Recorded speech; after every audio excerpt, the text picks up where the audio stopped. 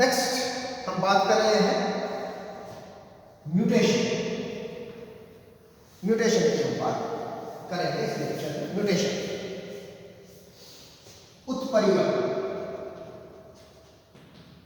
Mutation जिसको हम हिंदी में कहते हैं उत्परिवर्तन। और म्यूटेशन को मैंने कहा कि म्यूटेशन में हम दो बात करेंगे, क्रोमोसोमल म्यूटेशन की, और दूसरी हम बात करेंगे जीन म्यूटेशन। जीन म्यूटेशन की हम बात दो तरह के म्यूटेशन की हम बात करने वाले, क्रोमोसोमल म्यूटेशन की, गुणसूत्रीय उत्परिवर्तन की, और दूसरी हम बात करेंगे आपके जीन उत्परिवर्तन की हम बात करेंगे। सबसे पहले क्रोमोसोमल म्यूटेशन को भी हम दो पार्ट के अंदर हम डिवाइड करेंगे। नेक्स्ट हम बात करेंगे जीनोमेटिक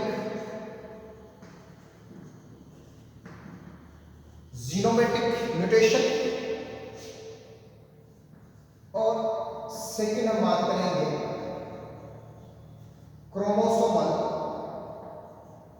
एब्रेशन, हिंदी में कहें तो गुणसूत्रीय विकृतन। जीनोमेटिक म्यूटेशन को हम दूसरे नाम से और जानते हैं हेटेरोप्लॉइडी। हेटेरोप्लॉइडी के नाम से हम और जानते हैं। जीनोमेटिक म्यूटेशंस के अंदर हम बात करते हैं कि अगर गुणसूत्र की संख्या में परिवर्तन उत्पन्न हो जाए तो इस दौरान जो म्यूटेशन उत्पन्न होगा उसको हम जीनोमेटिक म्यूटेशन कहेंगे, हेटेरोप्लॉइडी कहेंगे। और क्रोमोसोमल एब्रेशन या गुणसूत्र विकृतन में हम बात करेंगे कि अगर गुणसूत्र की संरचना परिवर्तन उत्पन्न हो जाए तो उसको हम कहेंगे क्रोमोसोमल एब्रेशन, हम उसको कहेंगे। अब जीनोमेटिक म्यूटेशन गुणसूत्र की संख्या में परिवर्तन की हम बात करें तो संख्या में परिवर्तन दो प्रकार से हो सकता है, या तो संख्या कम हो सकती है या संख्या क्या हो सकती है, ज्यादा भी हो सकती है। ठीक है, या हम बात करें कि गुणसूत्र की संख्या में परिवर्तन है, उसको दो प्रकार में हम बांट रहे हैं। एक हम बात कर रहे हैं यूप्लॉइडी, जिसको हिंदी में हम कहते हैं सुगुणिता, और दूसरी हम बात करें एनयूप्लॉइडी, जिसको हम कहते हैं सुगुणिता। यूप्लॉइडी का मतलब है कि अगर गुणसूत्र के समुच्चय में, गुणसूत्र का पूरा समुच्चय, गुणसूत्र के पूरे समुच्चय में वृद्धि हो जाए या कमी हो जाए तो उसको हम क्या कहेंगे, सुगुणिता कहेंगे। क्लियर बात? एक पूरा का पूरा गुणसूत्र का सेट, एक पूरा का पूरा जोड़ा या तो बढ़ जाए या क्या हो जाए, कम हो जाए, तो उसको हम क्या कहेंगे, यूप्लॉइडी। ठीक है, जैसे हम मानव गुणसूत्र में बात करते हैं कि वे कितने होते हैं, 46 जोड़े में होते हैं, तो एक पूरा का पूरा जोड़ा बढ़ जाए तो मतलब 46 की जगह 47 जोड़े हो जाए, या 46 की जगह 45 जोड़े हो जाए। लेकिन एनयूप्लॉइडी में हम कहते हैं कि गुणसूत्र के समुच्चय में से गुणसूत्र की संख्या में वृद्धि या कमी हो, दोनों में फर्क समझ में आ रहा है? या पूरा सेट या तो बढ़ रहा है या कम हो रहा है। यहां गुणसूत्र का एक सेट है, जैसे मैं बात करूं कि गुणसूत्र का 20वें नंबर का कोई गुणसूत्र का जोड़ा है, उस जोड़े में से एक गुणसूत्र कम हो गया या एक बढ़ गया, तो उसको हम क्या कह रहे हैं, आपके एनयूप्लॉइडी हम उसको कहें। गुणसूत्र के पूरे समुच्चय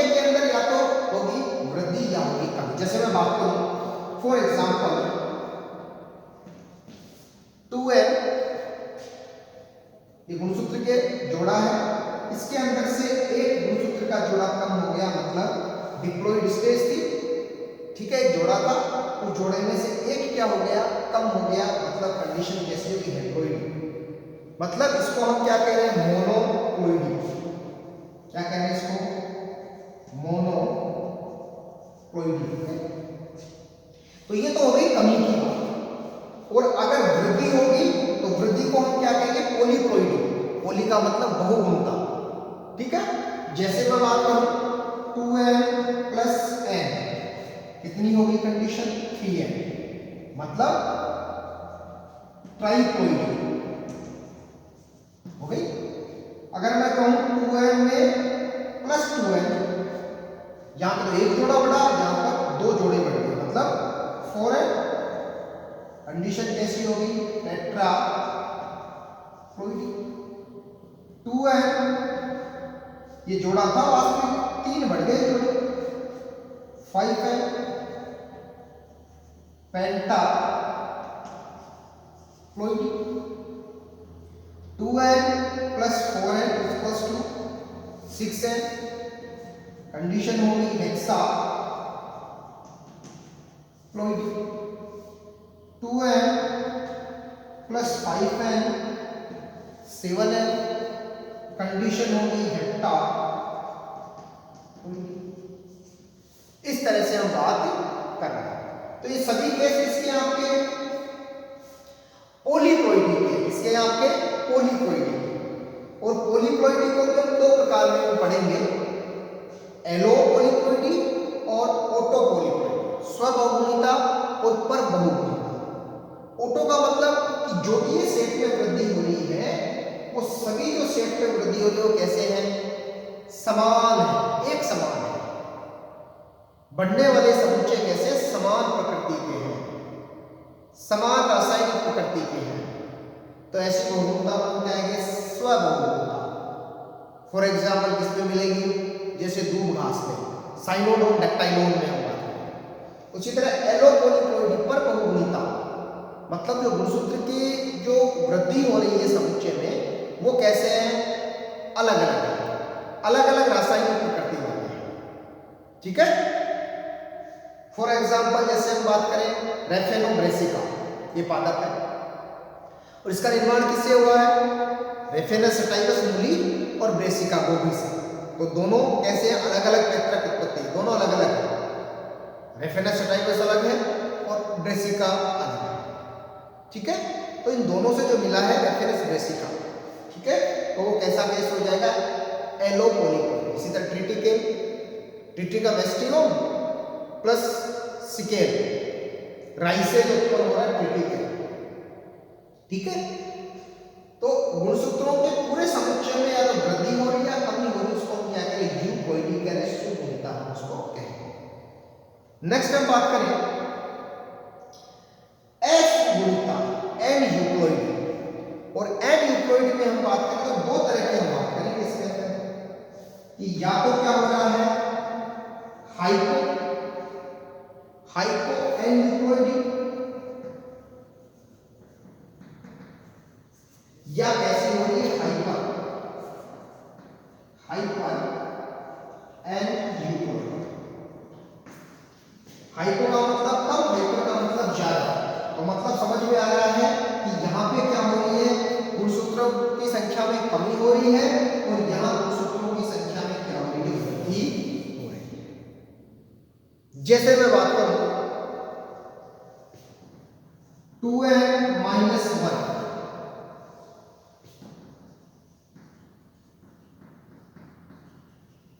मोनोसोम,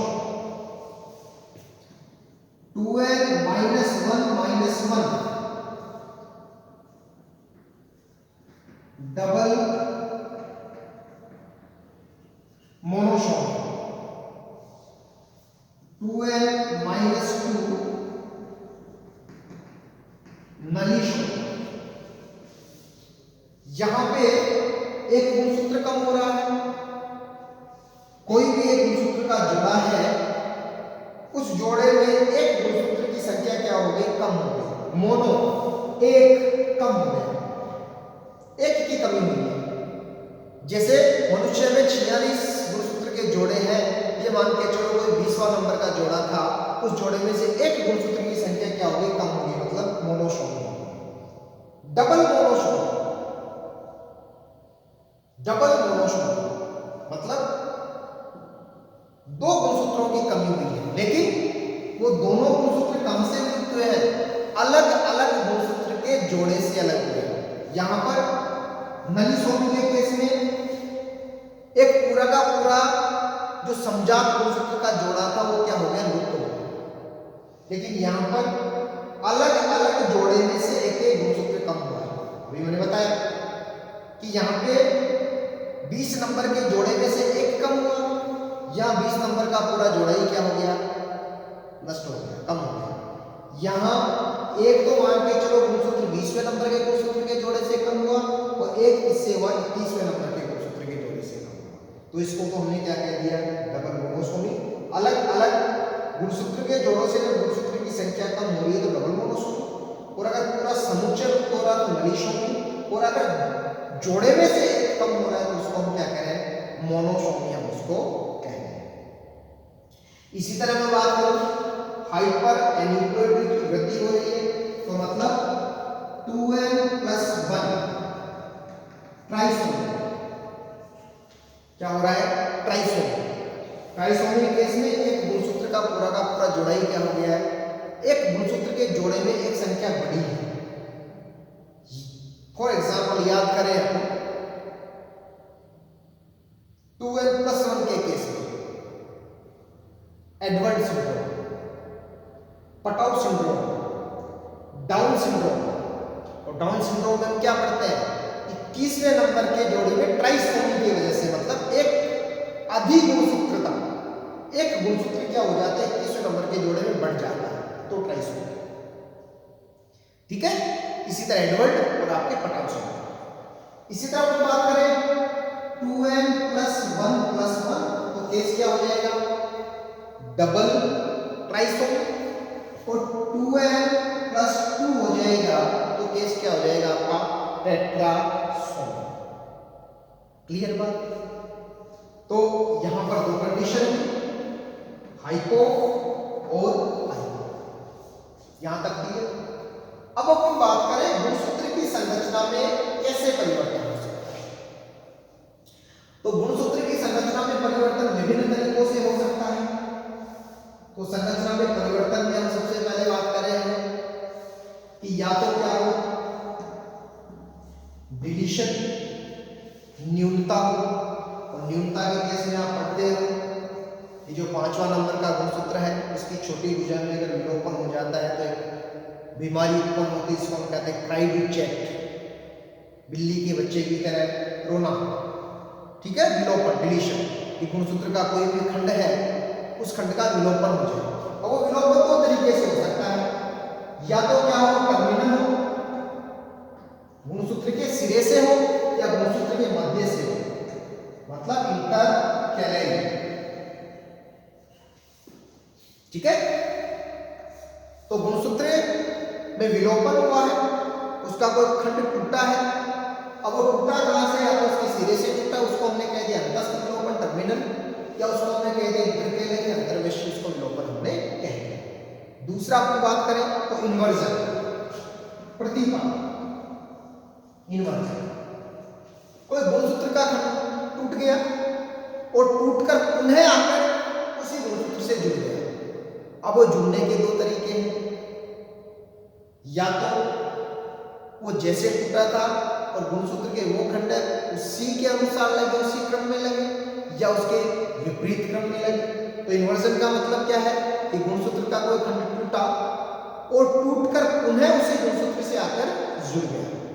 अब जुड़ने के दो क्रम हो सकते हैं, या तो उसी क्रम के अनुसार जुड़े या विपरीत क्रम के अनुसार जुड़ जाए, तो प्रतिबंध की हम बात कर लेंगे। नेक्स्ट हम बात करें डुप्लीकेशन, द्विगुणन, कि कोई भी गुणसूत्र है उस गुणसूत्र से एक और उसी गुणसूत्र की प्रतिकृति आकर जुड़ गई। ठीक है, एक गुणसूत्र है और गुणसूत्र की ही एक प्रति आकर उस गुणसूत्र से जुड़ गई, तो गुणसूत्र की संरचना में क्या हो गया, इसके अलावा हम बात करें ट्रांसलोकेशन। ट्रांसलोकेशन स्थानांतरण कि दो गुणसूत्र हैं, लेकिन इसमें दो गुणसूत्र कैसे होंगे? असमजात। दो असमजात गुणसूत्रों के बीच में अगर गुणसूत्री खंडों का आदान प्रदान हो रहा है तो उसको हम क्या कहते हैं? ट्रांसलोकेशन कहते हैं। और जैसे उनके अंदर आदान प्रदान होगा तो गुणसूत्र की संरचना में क्या हो जाएगा? परिवर्तन हो जाएगा। अब यह भी तीन प्रकार का हो सकता है, या तो सिंपल ट्रांसलोकेशन,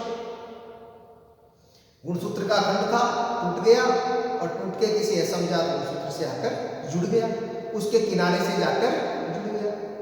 दूसरा हो सकता है इंटरकैलरी, या इसको हमने इंटरस्टिशियल भी कह सकते हैं कि दो गुणसूत्र थे खंड, उनके खंड आपस में टूटे और टूट कर आकर उसके बीच में जुड़ गए किसी गुणसूत्र के, तो इंटरस्टिशियल हो गया। ठीक है। और तीसरा हो गया रेसिप्रोकल।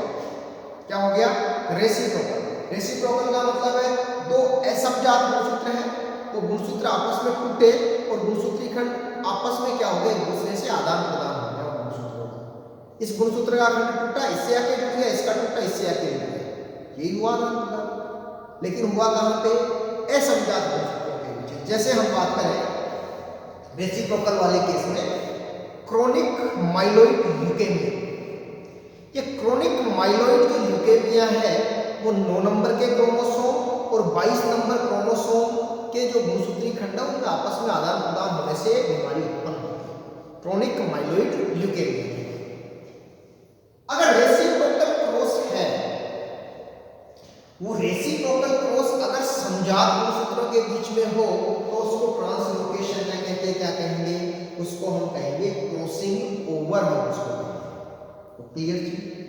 तो ये तो हुआ कि संख्या में कैसे बदलाव, और ये हम बात करें संरचना, न्यूनता के कारण, तो उसको विलोपन कह रहे हैं। विलोपन 10 विलोपन हो सकता है, अंतर्वेशी विलोपन हो सकता है, प्रतिपन के कारण उत्पन्न हो सकता है। ठीक है। और प्रतिपन में भी हम दो तरह की बात करेंगे, पैरासेंट्रिक और पेरिसेंट्रिक की हम बात करेंगे कि जो आपका टूटकर जो पुनः गुणसूत्री खंड लगा उसमें सेंट्रोमियर उपस्थित है या उपस्थित नहीं है, उसके आधार पर हम उसको आगे क्लासिफाई करते हैं। डुप्लीकेशन, उसी की प्रतिकृति आकर उससे जुड़ गई, उसी कॉपी आकर जुड़ गई। ट्रांसलोकेशन, दो अलग अलग असमजात गुणसूत्र हैं, उनके बीच में या तो सिंपल प्रकार का ट्रांसलोकेशन हो सकता है, या इंटरस्टिशियल प्रकार का हो सकता है, या रेसिप्रोकल प्रकार का ट्रांसलोकेशन हो सकता है। ठीक है।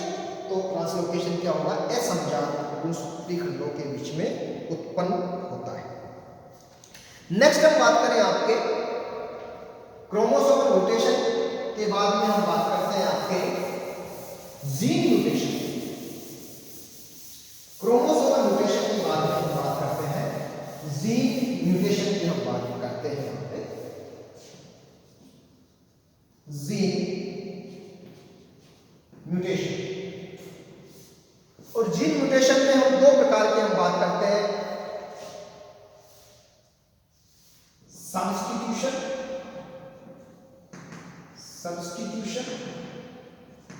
या इसको हम पॉइंट म्यूटेशन कहते हैं, बिंदु उत्पन्न, पॉइंट म्यूटेशन। इधर हम बात करते हैं फ्रेंड-शिफ्ट म्यूटेशन, इसको हम जिबरिश म्यूटेशन से हम इसको कहते हैं, जिबरिश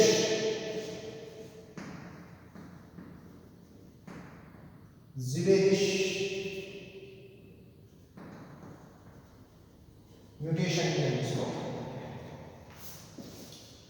सबस्टिट्यूशन, प्रतिस्थापन या बिंदु परिवर्तन। ठीक है। और ये सबस्टिट्यूशन और पॉइंट म्यूटेशन दो प्रकार का होता है, या तो ट्रांजिशन या जिसको हम संक्रांति कहते हैं, और दूसरा हम बात करते हैं ट्रांसवर्जन या इसको हम बात करते हैं अनुपथन। ठीक है। ट्रांजिशन में हम बात करते हैं जीन, और जीन क्या होता है? डीएनए का सेगमेंट, इसका सेगमेंट डीएनए का, और डीएनए क्या होता है? पॉलीन्यूक्लियोटाइड। ठीक है। और न्यूक्लियोटाइड में क्या होता है? नाइट्रोजनस क्षार। क्या होते हैं? नाइट्रोजनस क्षार। और ये नाइट्रोजन क्षार दो प्रकार के होते हैं, या तो होते हैं प्यूरिन्स या होते हैं पायरिडीन्स। ये आपने सेल बायोलॉजी में पढ़ा होगा। प्यूरिन्स दो प्रकार के होते हैं, या तो एडेनिन या गुआनिन। और पायरिडीन्स आपके होते हैं साइटोसिन, थाइमिन और यूरेसिल। तो संक्रांति में क्या होता है कि अगर किसी भी डीएनए में किसी भी जीन में कोई परिवर्तन उत्पन्न हो रहा है, लेकिन उस परिवर्तन में अगर प्यूरिन्स का प्रतिस्थापन प्यूरिन्स से ही हो या पायरिडीन्स का प्रतिस्थापन किससे हो, पायरिडीन से ही हो, तो ऐसे परिवर्तन को हम क्या कहते हैं, ट्रांजिशन कहते हैं। मतलब कोई आपके एमआरएनए के ऊपर विभिन्न तरह के आपके कोडोन्स हैं, ये जेनेटिक कोड है, और यहाँ पर कोई ये मान के चले जिस स्थान पर एडेनिन है, और इस एडेनिन की जगह क्या आ गया, गुआनिन आ गया, या गुआनिन की जगह एडेनिन आ गया। साइटोसिन की जगह थाइमिन आ गया, या थाइमिन की जगह साइटोसिन आ गया। तो ये जो परिवर्तन उत्पन्न हुआ, वो परिवर्तन कैसा होगा, ट्रांजिशन होगा। मतलब प्यूरिन्स की जगह प्यूरिन्स आए, पायरिडीन्स की जगह पायरिडीन्स आए। लेकिन अनुपथन में प्यूरिन्स का प्रतिस्थापन किससे हो जाए, पायरिडीन से, और पायरिडीन्स का किससे हो जाए, प्यूरिन्स से हो जाए। तो इस प्रकार के परिवर्तन को हम क्या कहते हैं, अनुपथन हम कहते हैं। क्लियर सी बात है। ट्रांजिशन, संक्रांति, प्यूरिन्स का प्रतिस्थापन प्यूरिन से, पायरिडीन्स का पायरिडीन से। ट्रांजिशन में प्यूरिन्स का पायरिडीन से या पायरिडीन्स का किससे हो जाए, आपके प्यूरिन से हो जाए। तो ऐसे उत्परिवर्तनों को हम क्या कहते हैं, सबस्टिट्यूशन, प्रतिस्थापन और point mutation. Frame shift mutation कुछ केमिकल्स होते हैं, जैसे हम बात करें एक्रेडिन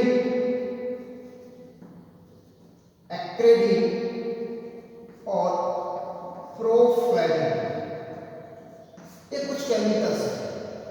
और ये केमिकल्स क्या करते हैं कि डीएनए या आरएनए के ऊपर जो आपके आनुवंशिक रूट है, जो कोडोन है, उन कोडोन में क्या करते हैं, नाइट्रोजन क्षार का प्रतिस्थापन कर देते हैं। और एक नाइट्रोजन क्षार के बदलने से वो पूरा का पूरा ही जो आनुवंशिक रूट की शब्दावली है वो क्या हो जाती है, परिवर्तित हो जाती है। पूरा का पूरा फ्रेम ही क्या हो जाता है, बदल जाता है। ठीक है। कुछ रसायनों की मदद से आनुवंशिक रूप में बदलाव होने से पूरी आनुवंशिक रूप की शब्दावली ही क्या हो जाती है, परिवर्तित हो जाती है। इसको हम क्या कहते हैं, फ्रेम शिफ्ट म्यूटेशन हम कहते हैं। तो म्यूटेशन दो प्रकार के हमने पढ़े, या तो क्रोमोसोमल या जीन म्यूटेशन। क्रोमोसोम में हमने बात की कि क्रोमोसोम क्या तो संरचना में परिवर्तन हो सकता है या उसकी संख्या के अंदर परिवर्तन हो सकता है। संख्या की हमने बात की, क्या तो उसके समुच्चय में परिवर्तन हो सकता है या समुच्चय में संख्या में परिवर्तन हो सकता है। समुच्चय में या तो समुच्चय बढ़ेगा या समुच्चय क्या होगा, कम होगा, ये हमने बात की। उस केस में हमने बात की पॉलीप्लॉइडी दो प्रकार की हमने बात की, या तो ऑक्टीपोलीप्लॉइडी या पॉलीपोलीप्लॉइडी की हमने बात की। ठीक है। उसी तरह गुणसूत्रों की संरचना में परिवर्तन में हमने बात की, डिलीशन से हो सकता है, इन्वर्जन से हो सकता है, डुप्लीकेशन से हो सकता है, या ट्रांसलोकेशन से हो सकता है। तो इस तरह से ये आज का पूरा लेक्चर हमने बात की, वेरिएशंस क्या हैं, कितने प्रकार की हैं, उनके क्या क्या कोजेज हैं। ठीक है। और कोजेस के बाद में हमने पूरी बात की आपके म्यूटेशंस की, कि म्यूटेशंस क्या है, कितने प्रकार के हैं, कैसे उत्पन्न हो रहे हैं। धन्यवाद। आज के लेक्चर में बस इतना।